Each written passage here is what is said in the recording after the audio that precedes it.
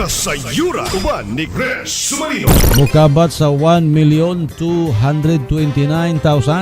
og 400 pesos kabaga si Magol Sigaret ang nasikop sa kapulisan atol sa gipegayong checkpoint sa Second Force Mobile Company. Mukabat sa 52 ka mga smuggled cigarette ang nasikop sa otoridad.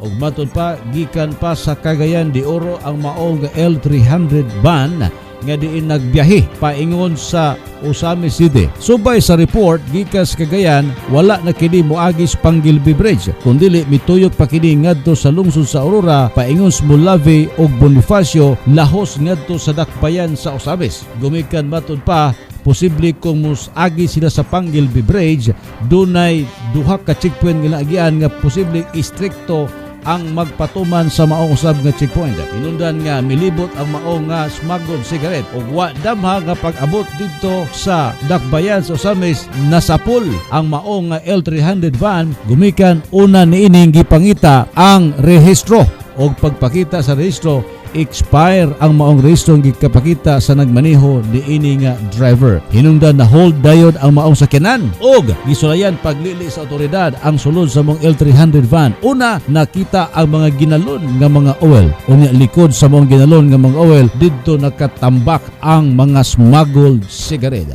Sa pagkakaron, sapol na o gipayla na sa kaso ang maong mga dinakpan o gitumbok pa ang pipila ka mga posibleng tinubdan og tinuod nga tag-iya sa maong smuggled cigarette nga nasikop sa atong kapulisan.